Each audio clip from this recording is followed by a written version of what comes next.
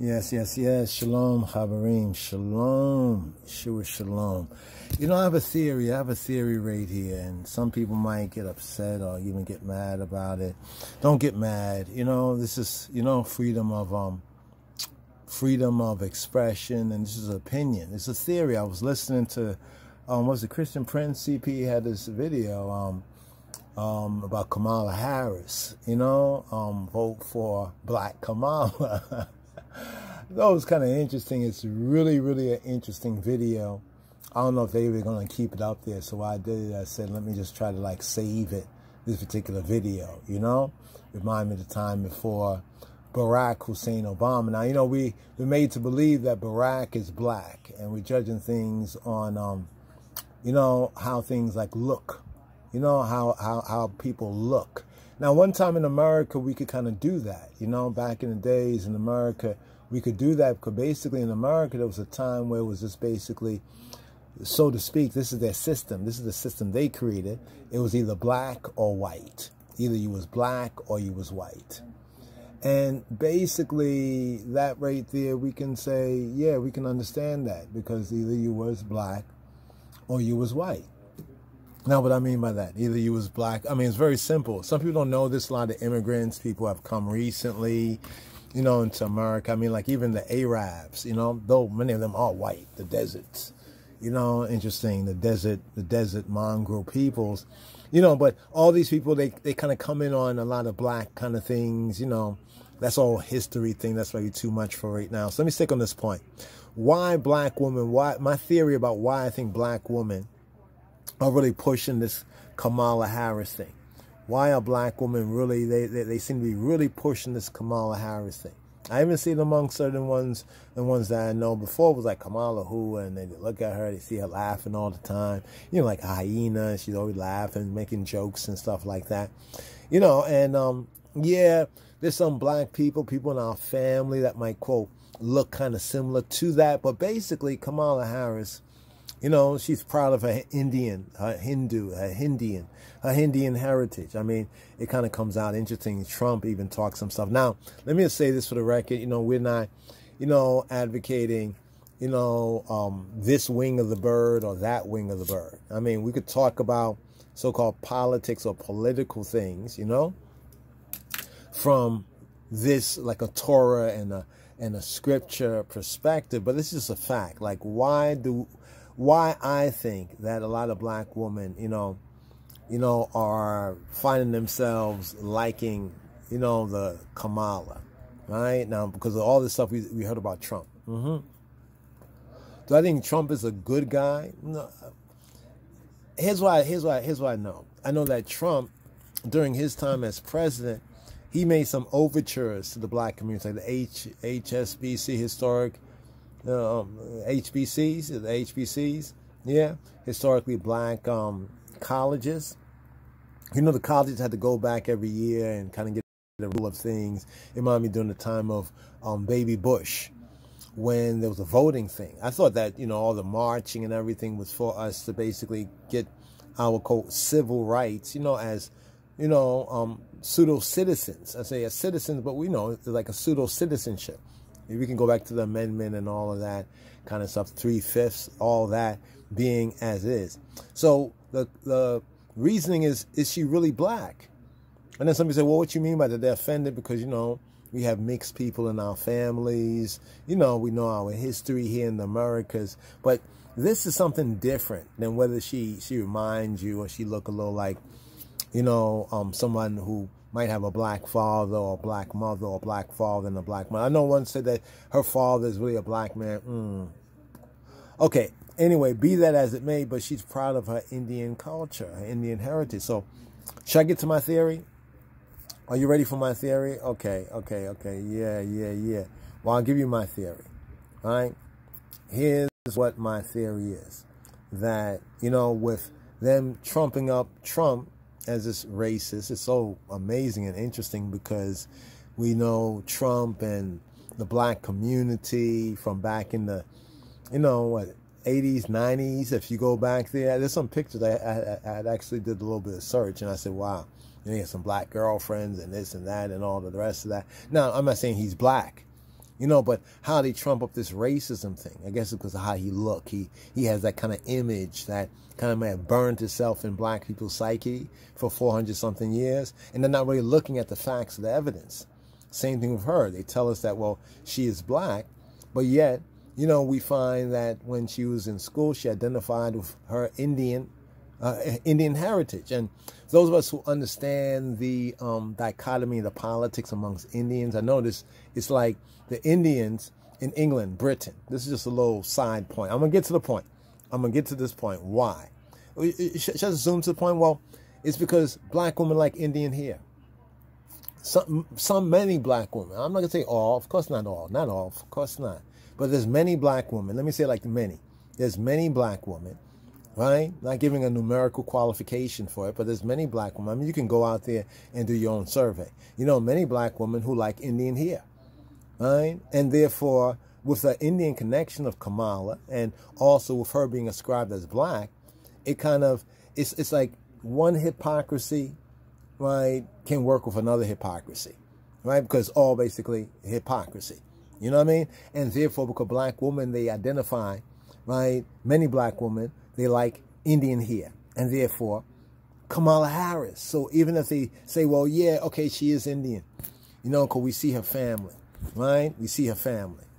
We see how she looks, right? But we see her family, right? And we see even acknowledgement of her Indian heritage. Should she be ashamed of her Indian heritage? And then we could talk about Jamaica and the plantation and how the British brought in the Indians. If you notice, they brought in the Indians in a lot of different things.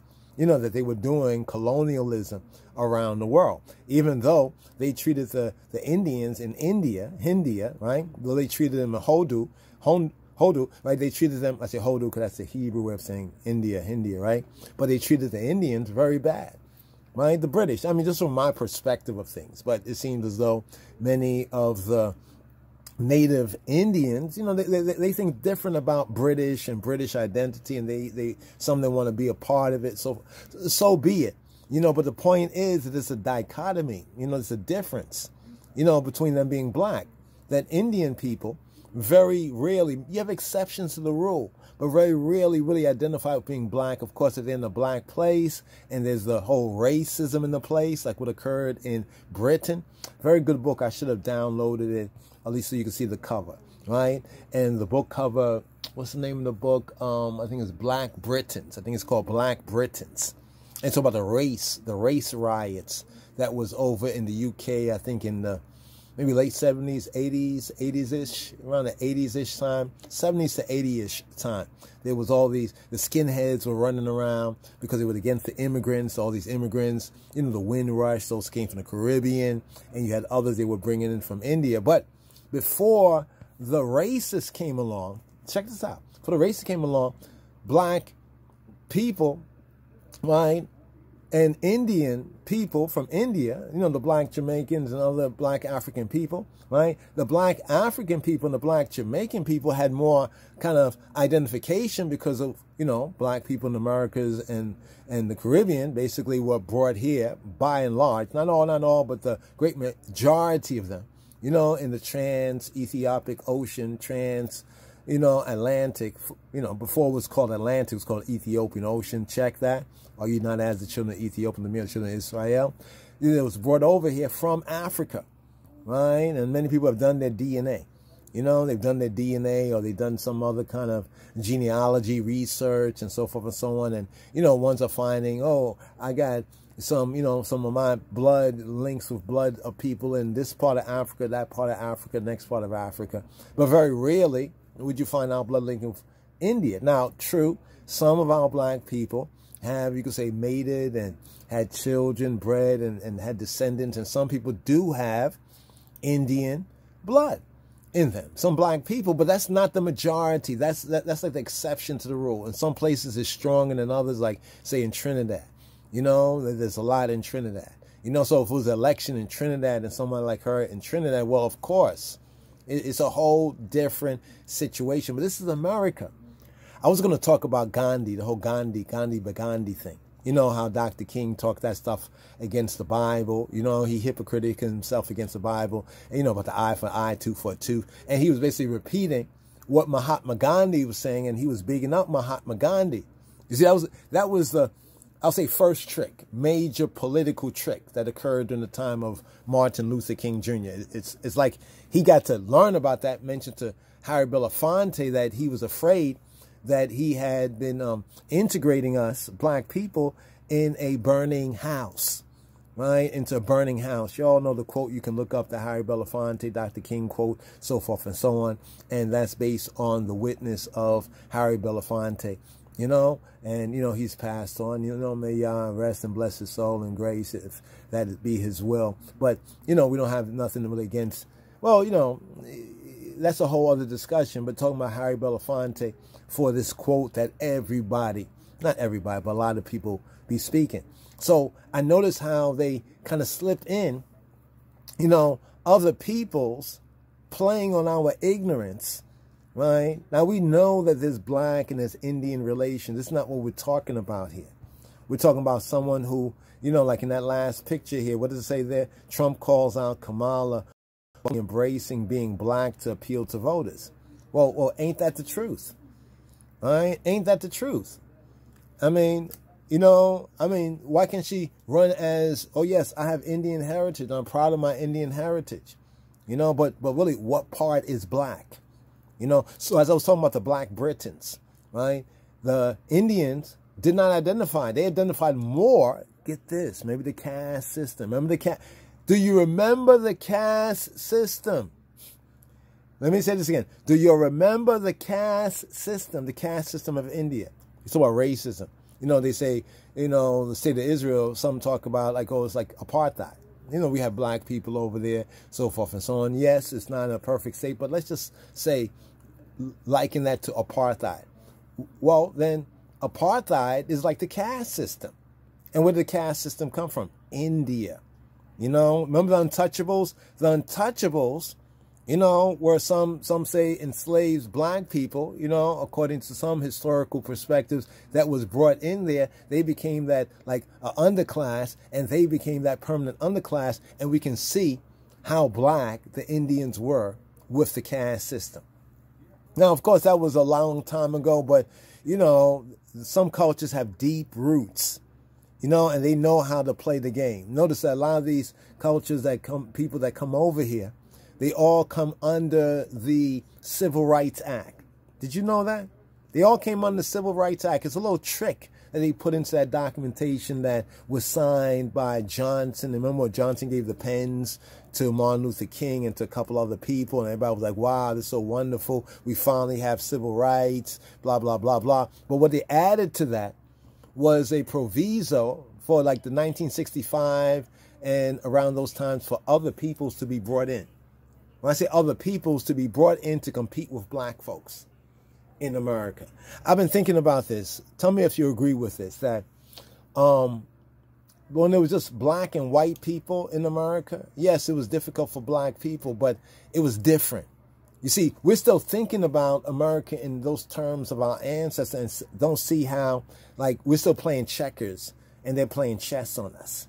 And this right here is a big chess move. Now they're seeking to appeal to black women, right? You know, they're appealing to black women, you know, to really champion this. I remember I read a West Indian, I know I'm going way back, right? West Indian, show my age, right? A Caribbean newspaper. In a Caribbean newspaper, the Caribbean woman was saying, well, our numbers are smaller than the black American numbers. I see they have, what, is that Untouchable right there in the picture? See, one of them is very much, you know, darker, you know, and touch. Okay, be that as it may. And they said we can't compete. You know, we can't do what the black woman. The black women were doing big events to raise funds and awareness for Kamala Harris, right? Because, you know, the Trump could be the first Trump. It might as well be the last. But everybody's asking this question. Estelle Noir, right? Estelle Noir, you know, is she black? Is she black? You see the brother over here? He's a black man. Black, like he could be African. He could be from the Caribbean. You know, could even be American, but it seemed like maybe he's African, but still, maybe in France or whatnot, since this is the French, you know. But is she? Is she? And see, it's the cover up that's worse than the lie, right? It's the fact that they don't want us to look at this. So they say, so what? But I mean, so what? Why don't she? So I noticed in Britain, when the skinheads, when the white racists determine what's up, notice that. Even though people are talking about being pro-black and all of this and fighting against the system, they don't recognize how they fall into the so-called white supremacist rhetoric, this whole make-believe of this racial white supremacy. Now, I'm not talking about there's a difference in nationality. There are nations. We don't talk about what nationalities of somebody is. Notice, we're saying black, right? How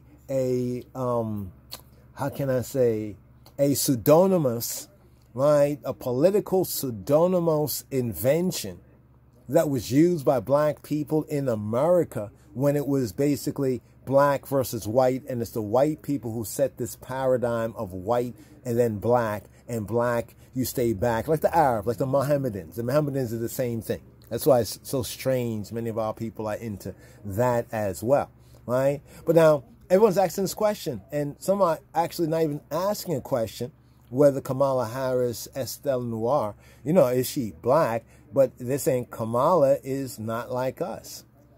Well, it's true. She is not like us. Oh, look at her. She's done the X-ray. Come on now. Come on now. You know, it's like, see, it's what happens with a lie. That people start to believe their lie. Now you see the parents, you know, the Indians, and it was in Jamaica. Now notice, when we do have this black Indian link, let's look at the history. How did they get that way? How it get that way? Because many of the Indians, you know, many of the Indian people were riding shotgun along with white supremacy and the British, you know, into many parts of the world. I mean, look at South Africa. During South Africa, Gandhi, he didn't want no association with black folks. But then look how Martin Luther King Jr. and others bent over backwards to include them in our, just to confuse us. You know, they say Babylon is a confusion. See, that's why coming from a true Israelite perspective, you begin to recognize who you are, you know, and why knowing who you are and your people, or whether you say your tribe, is very important. We black people in the Americas and the Caribbean have a very unique experience. And yes, there are other peoples, you know, whether they are some of the so-called Indian people or the so-called white people or other ethnicities and nationalities that are a part of us DNA-wise, but it's still this struggle that we have. So this is what I mean, that black woman, I think they're using black woman. This is a very subtle, you know what I mean? A subtle strategy. It's talking about spiritual warfare. It's very subtle here, right? Kamala Harris, black woman, and Indian here. Think about it for a moment.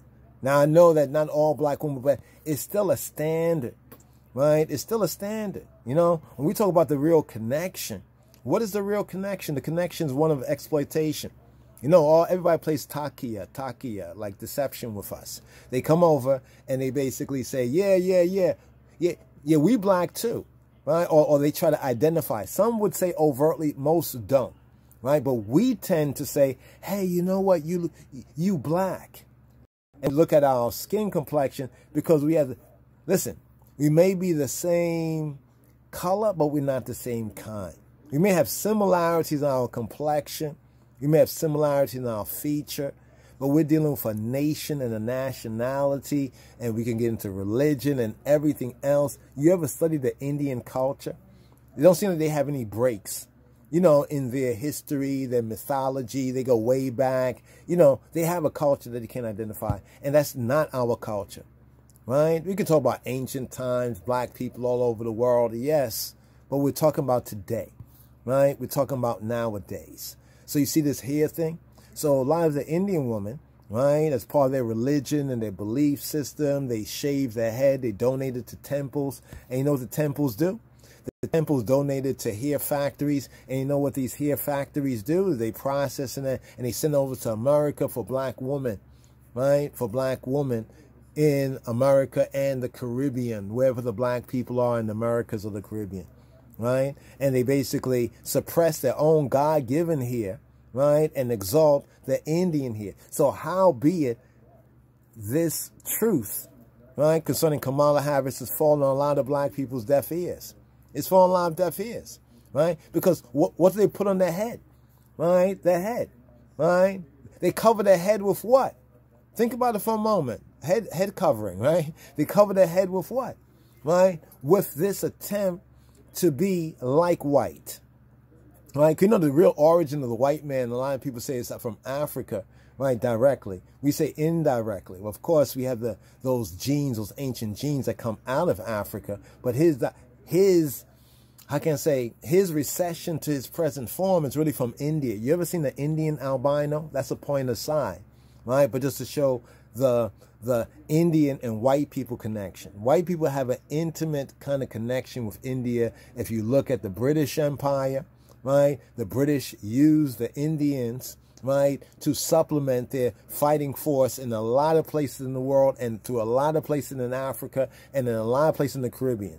When we find the blacks and the Indians in Britain, before the skinheads rose up, the Indians wasn't identifying with black. The only time they had started to identify with, you know when they started to identify with black? The Indians that were in Britain. Very good book. It's called Black Britons. You know, somebody, the so-called black and brown. I think they call them politically the Browns, right? They'd be called the Browns. Right? Even though many of our people say, well, I'm not black, because they basically just look at their skin, they're more brown or reddish brown. But we're not allowed to describe and articulate ourselves. That's another level of colorism, right? So in this psychological trap and snare that we're in, right? You see what's going on here? The woman is shaving off her head for a temple, make some money or whatnot like that. Blessings or money. You know, money, basically, right? And Lewis says, blessed love. Now they're giving this here to the black woman, right? To suppress her real life. What's wrong if you're black? You know, here's the thing. They'll say they love God too, right? They love God too. It's what they're doing. Making money off of black people, right? If you notice, the Indian community in this whole Kamala Harris, they seem awfully silent. The Indian community, you can almost hear crickets, right? Crickets in the Indian community. But this is what goes on right here. So black woman, you know, check yourself, check it. I mean, I know you're here, like my mom and others would say, for wig or whatever. They say, what? Because you bought it. Okay, you bought it. You spent money on it. So that money gives you that ownership. You learned that lesson. Okay, great. It's your here, right? But it's not your God-given here. Right? It's what you have done in addition to what God has. So what does that tell us about our psychological state? You know, even after 400 years, right? Now, look how that psychological state, that soul, that psyche, that soul breaking that has gone on, right? Still hasn't been repaired. You know, we're just going about trying to live our life, right? And still, you know, the evils of the past are there in such a subliminal way. Most people, I don't know if they can make the connection that Kamala Harris, right, black woman, a lot of black women are no doubt going to vote for her because there's a certain idolization, right, of everyone other than ourselves, right? It's like when they talk about living in the image. Now that right there, I think she's sort of what they would call, because of her complexion, you know, like linked close to like the untouchable, right? You know, but now look at this right here. Right? She has, this is on the page where they had, what they call it again? They had black woman and Indian, you know, I think it was like free pics where you can utilize, you know, yeah, and she's proud of her hair. You know what I mean? Proud of her hair. Now, how did it come down to this? Right? Who are many of our black women trying to look at the image of? I mean, whose image is this really? You know, whose image is this really? Right? Right? The Kamala Harris people? Right? Look, they make big business. They make big bank on it. Right? Let me hear the Indians saying, I'm black. I mean, they might say so now. Some might say so now because it's politically expedient. Because, look, even Kamala Harris is talking about we, and our people. It's another hustle. It's another shuck and jive. It's another game. Right? And just forget about even the politics, what she stands on. Forget about that for a moment. we're being lied to like this, right? We're being lied to just on this level, right? All right, so then we might have a Vietnamese come forward next time, and they'll say it's black, because look, the black woman, if they can't get the Indian here, or they preferably, they get the Vietnamese here, right? What are we doing, people? And we wonder why other people look down on us. And sometimes somebody will have a meme out there, somebody will say something, another ethnicity or nationality or people about us, but yet we are putting money in their pocket for something that we absolutely don't need. Now, here, this was on the laws. There were some laws where black women had to actually cover up their hairs, right? I was going to touch on this right here. This was a little part of it on a certain level. And when you get into the details of, did you know that it was once against the law for black women to show their hair in public? Wanted to share this just to put in the full picture here. You know, like, though we had to, like, call that out, we want to show, like, the truth, because the truth will set you free. That was once against the law for black women to show their hair. Not their Indian hair, not their Vietnamese hair, not the hair that they bought and they own and it's their hair in that sense, but not their God-given hair. But that black women, right, were forbidden according to law to show their black hair. Right? This is called like the Tignon laws of the 18th century banned black women from exposing their natural hair. So if what we see in many black women with this artificial hair is not natural hair, it's what? Unnatural hair. Now, I know this is a difficult thing, and ones may hate, but the truth is an offense, but it's not a sin, right? Now, notice they passed laws on this. So that means, theoretically, there could be a law against women, you know, black women with Indian hair. Think about it. Just as there was a law to prevent black women from showing their natural kinky, curly, wavy, you know, different textures. We black people do have different textures of hair, though the majority of our textures of hair, you know, are similar. There are different textures of hair, but still, you couldn't expose your own hair in public. And to cover their hair with a head wrap called a tignon. So a weave and extensions and all this is just another extension of what happened old time slavery. Right? I want to show this before we just get off of this right here, right? Black woman, Indian hair, the juggernaut. For decades, Indian temples have been selling hair to black women around the world as part of the $58 million human hair export industry. Now that's 2021. I bet you, if this Kamala gets in, this is going to skyrocket. Oh my gosh. You know, thinking about if I could, if it's reliable, get some stock in this, you know. But this is what's going on right here, right? What's going on, right? And, you know, one time there should be more speaking up about this, right? You know what I'm saying? How traditional Indian approach to hair care, save my hair. This is so black hair common. Is black hair common from India? As an Indian, you will have naturally brunette, black, or dark brown hair. This means that you have warm toned skin. Hey, how do you say it? Not black toned skin. Look at the color of your eyes. Okay, but I didn't answer. Oh, black hair. Okay, I guess it's talking about literally, you know, black hair. You know, right here. Yeah, Indians more likely. Why is Indian hair so desirable? Right? The genetic makeup of the Indian population allows for the hair to be provided in darker colors. Is that why? Thus allowing it to better blend in with more natural hair colors. You see, they're walking, they're dancing around the point. You know, why? Because there's a lot of money on the table, right? Asians might have either, now they're talking about the hair color, right? Dark brown or black hair, right? Dark brown, blonde, and shades of hair. Okay, Asian hair is thicker than Caucasian hair because its diameter is 2 times high. Okay, all of that right there. But you see how they are walking around the point, right? They're walking around the point. But you can, why is African hair so different? Let's touch on that. You know what people are trying to run away from. Keep running and running away, but you can't run away from yourself. Afro-textured hair characterizes all African populations and is the likely ancestral condition for humans.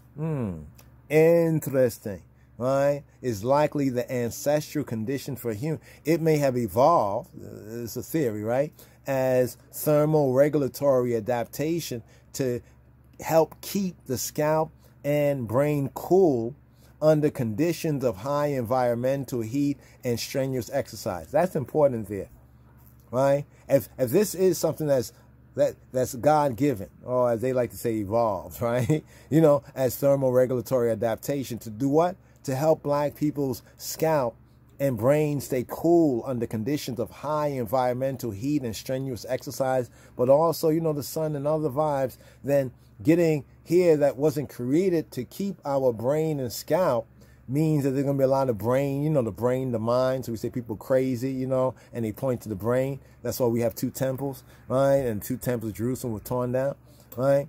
Right? Why is black hair so important? Here is the centerpiece of black culture. Pause. Wait, here's the centerpiece of black culture.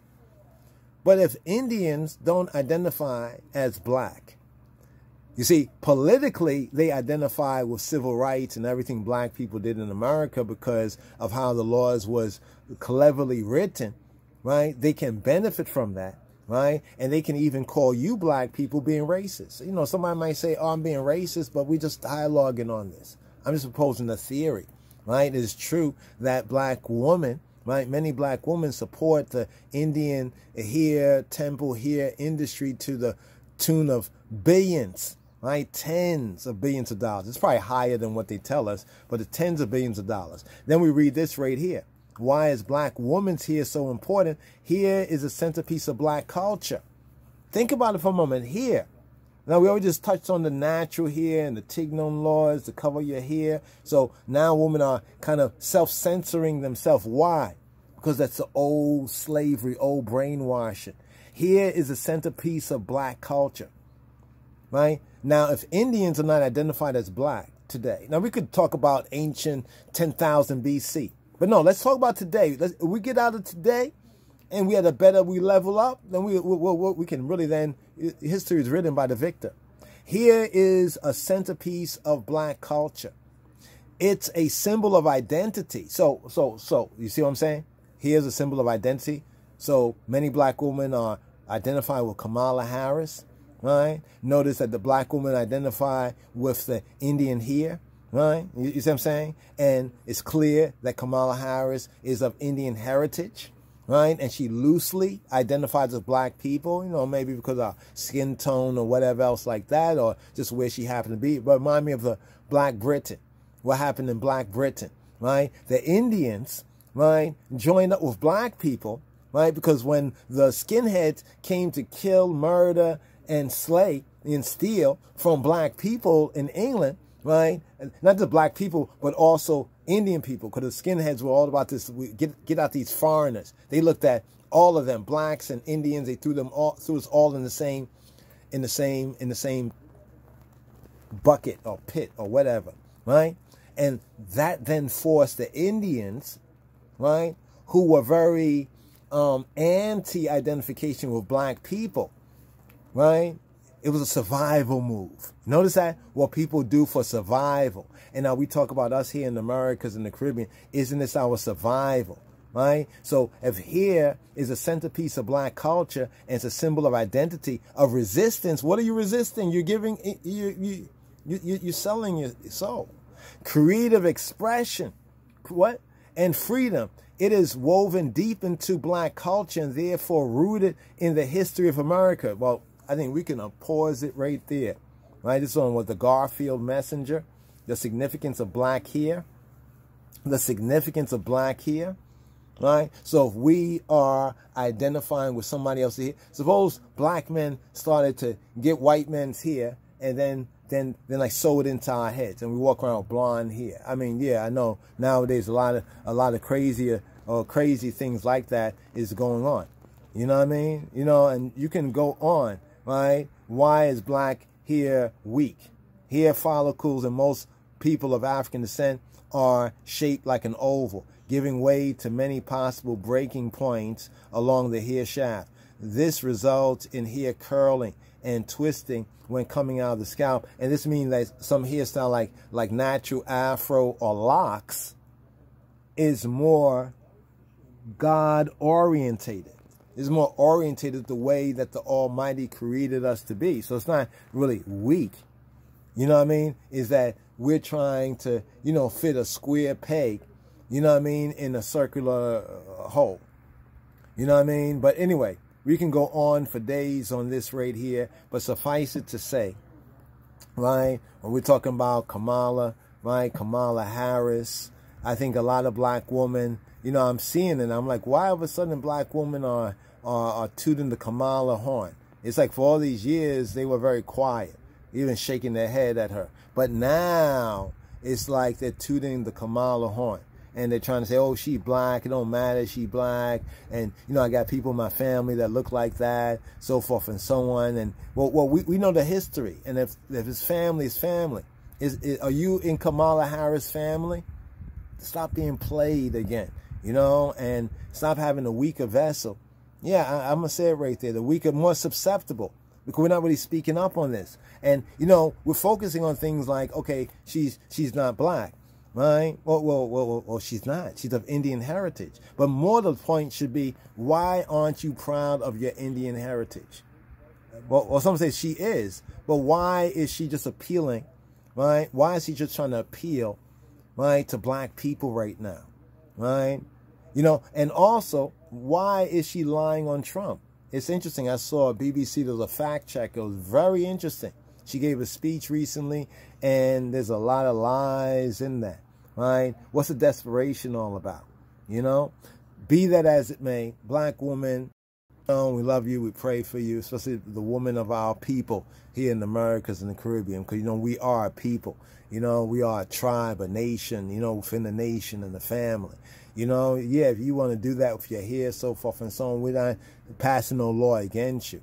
You know, but isn't that a kind of subliminal identification? I mean, can't that work against us unless we're able to look at it straight in the face, you know? And then we think about economics, too, as well. You know what I mean? They don't put this much money. You know, the Indian people don't put this money into the black community, right? You know, everyone keeps doing this to us, right? And you don't see them doing that to themselves for our benefit. Why do we keep doing this for the benefit of other people, right? Am I saying that Trump is a better candidate? Right, compared to someone like Kamala Harris? I would think so, because once again, Obama is supporting her, and we know Obama, yeah, he may be our color, but he ain't our kind. He may be our skin folk, but he's not our kinfolk, right? Because what did he really do? When Kamala went to Africa, she was talking a whole bunch of stuff, strange, crazy stuff. You know, when Obama went to Africa, a lot of African leaders were upset with him, because he was saying that, well, African development and economic, technological progress should wait because, you know, that's going to affect Europe. That's going to affect everywhere else. It was the craziest thing, you know, but I'm happy that even some of the Africans on the continent said, what's he saying? You know, why is he trying to say, well, we shouldn't push, you know, to modernize ourselves, to do things that are beneficial for ourselves. But global warming now is a problem, right? If we do it, you know, but the West has done it every other. He's not going to India saying that, you know what I mean? But black woman, Kamala Harris, Indian hair, the Indian hair connection. It's called the Indian hair connection. Pick up on this, you know, and make it better. Give thanks. This is Ras Yarden. This is Yarden right here. Shalom, Chabarim. Shalom.